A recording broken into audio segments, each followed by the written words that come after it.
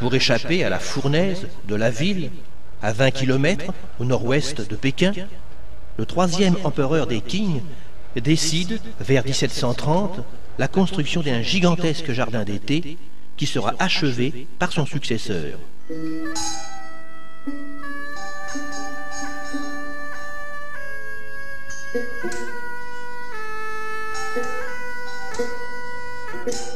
Mais voici la guerre de l'opium.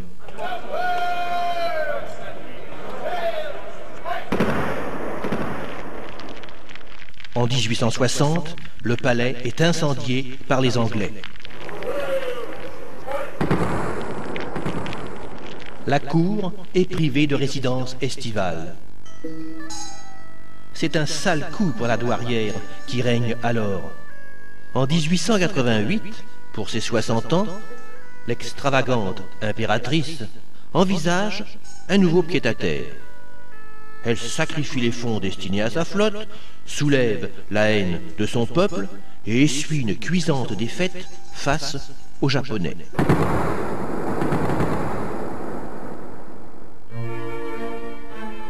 Ce Versailles à la chinoise s'ordonne autour d'un lac de 300 hectares et avoisine en tout près de 3 km².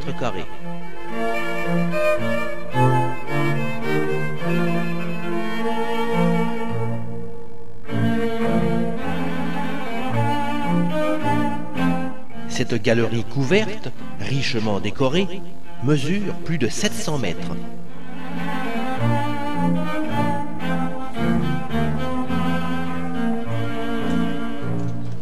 Le flux se partage entre d'innombrables pavillons, tels que ceux de la bienveillance, de la longévité, de la vertu, de l'harmonie, de la félicité, etc., etc.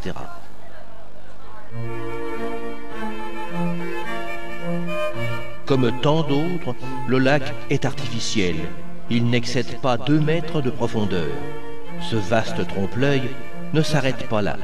Cette jonque de marbre, à jamais soudée au sol, témoigne des excentricités de l'insatiable impératrice, qui organisait là des banquets pour ses ministres.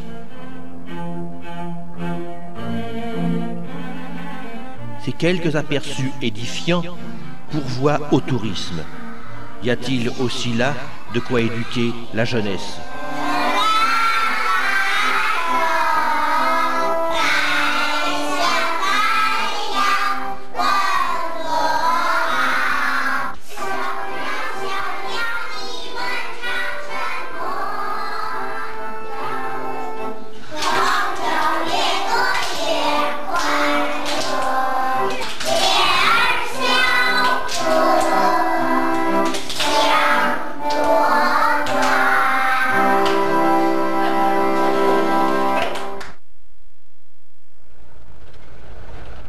Beaucoup de routes autour de Pékin sont joliment ombragées. La campagne est vaste. 80% de la population chinoise vivent du travail de la terre, comme le laisse entrevoir ce canton situé au nord de la capitale. C'est-à-dire les entreprises privées, ils sont tellement nouveaux. Notre visite se veut basée sur la transparence. Elle s'apparente ici à celle de quelques notables, véhiculés dans un minibus particulier et escortés par une sorte de conseiller local pris au passage. Nous commencerons par visiter une école. Celle-ci semble avoir pas mal de points communs avec les nôtres.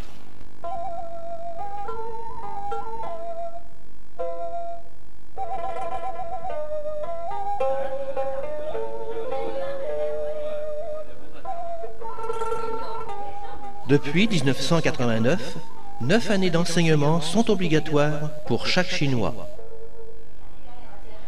Aujourd'hui sont formés des citoyens aptes au travail manuel et intellectuel. 4 années sont programmées au jardin d'enfants, suivies de 5 autres années à l'école élémentaire. Plus tard, vers l'âge de 13 ans, ils suivront simultanément des cours complémentaires.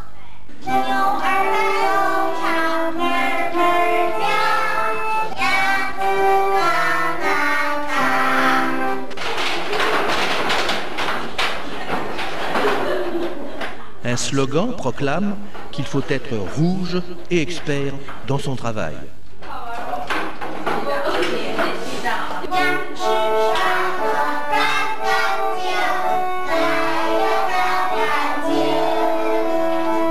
Seuls les plus doués seront poussés jusqu'à l'université, mais ils n'échapperont pas à 2 ou 3 ans de stage productif dans l'industrie ou l'agriculture.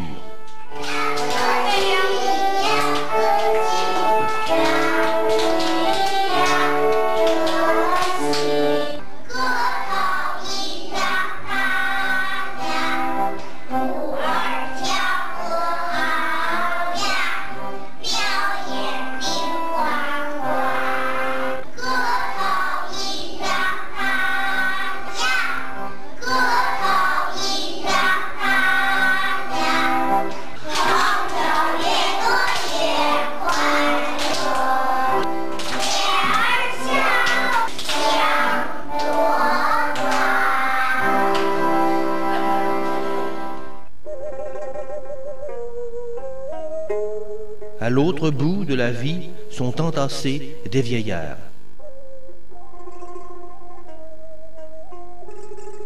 Cette visite éclair n'a rien d'exaltant. Un couple par chambre exiguë qu'on n'a pas osé photographier. Seul sourire, celui de cet octogénaire et pensionnaire modèle.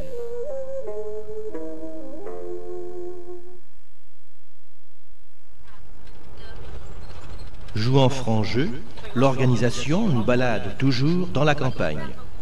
Elle nous emmène de nouveau chez l'habitant, cette fois plus fortuné et mieux loti.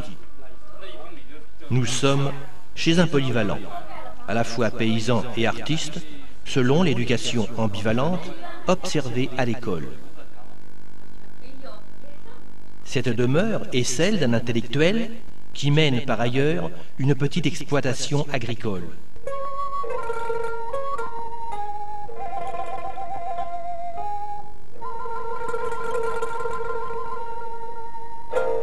Cette aisance relative favorise l'accueil des visiteurs.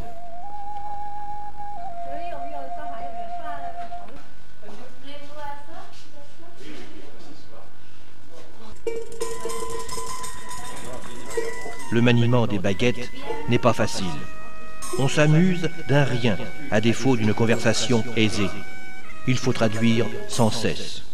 La table est abondante. Voici justement une sorte de trou normand à base de bière et d'alcool de riz.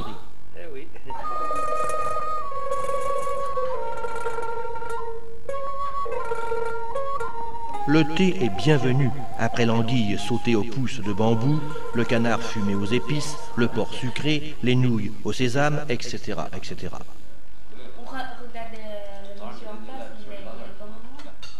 Ce cadre distingué est donc aussi celui d'un artiste. La barrière de la langue chinoise disparaît devant des œuvres ravissantes.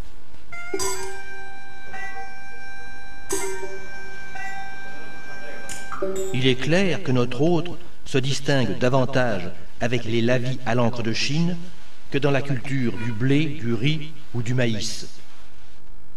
Chaque pièce est un poème, où se mêlent peinture et calligraphie, selon l'écriture chinoise et ses innombrables symboles qui s'y prêtent parfaitement. Nous sommes conquis.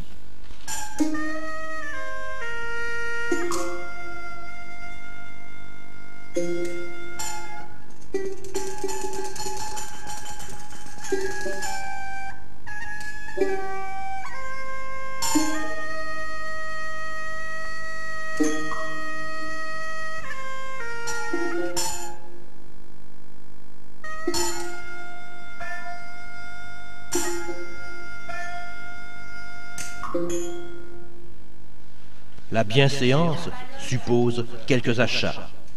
Pas de problème. C'est beau et d'un prix abordable. Notre hôte a encore une autre corde à son arc, une petite fabrique de bijoux fantaisie.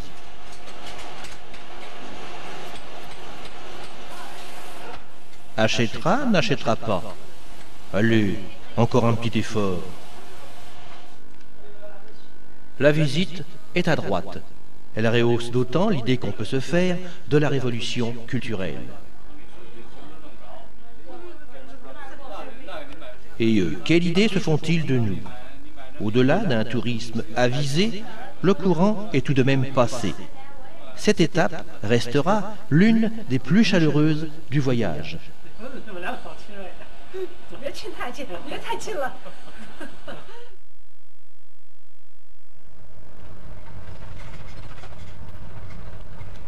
On regagne le centre-ville.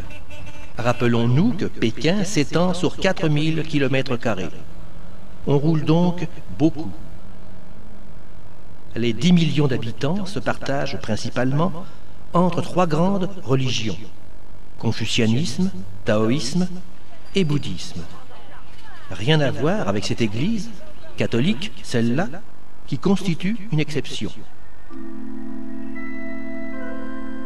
Le touriste européen y retrouve sa propre religion.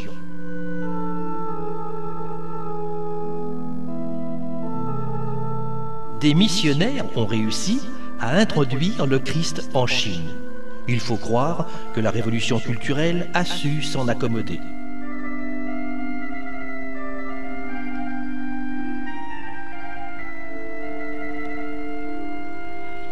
Cette fin de journée est celle d'innombrables citadins bercés d'espoir vers des lendemains toujours meilleurs. Oh, la Chine ne manque pas de sang neuf.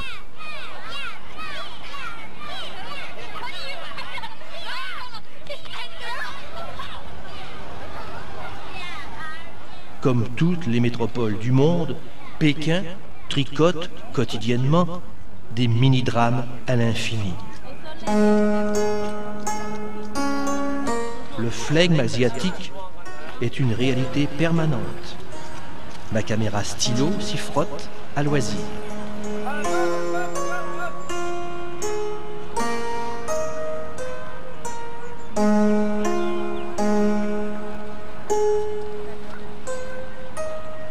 Les petits boulots pullulent. Cette économie parallèle s'émiette sur le bitume. Derrière le pittoresque, les laissés-pour-compte s'organisent.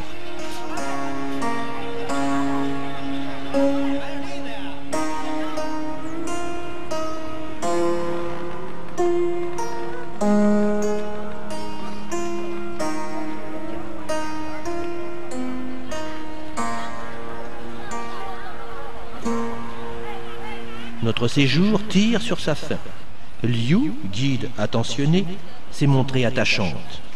Elle dit n'être jamais venue en France. Ce n'est pas facile. Des formalités sont en cours. Les messagers que nous sommes l'ont convaincue. Elle découvrira Paris l'an prochain.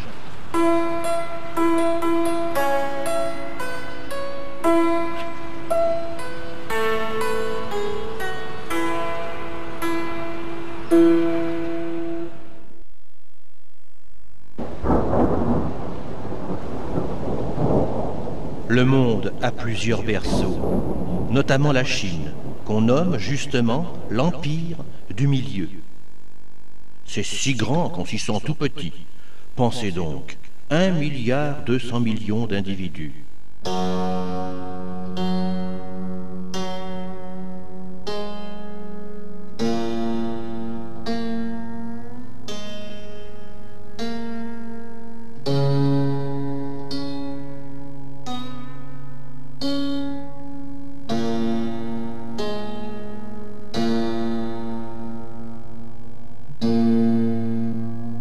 La Chine impériale s'est ménagée une succession d'empereurs, fils du ciel, chargés de sauvegarder l'harmonie cosmique, et donc la prospérité.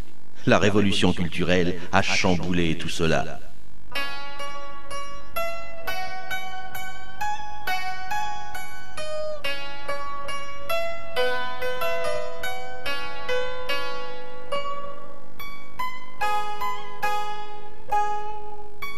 Où court-il donc?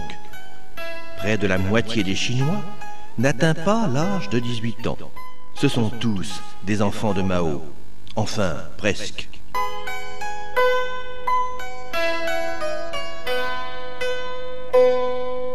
Victor Ségalen, globe-trotter avisé, disait « Sans mérite ni peine, tu parviendras non point au marais des joies immortelles, mais au remous du grand fleuve diversité. » L'instigateur du petit livre rouge a canalisé tout cela. À l'autre bout des 40 hectares de la place, son propre mausolée lui fait face. Des milliers de visiteurs, entre le sépulcre et l'effigie, saluent toujours le grand timonier. Au revoir, chers amis. Je vous souhaite un bon retour en France et je vous souhaite toutes les bonnes chances et la bonne santé à vous. Merci à vous. Vous êtes très gentils.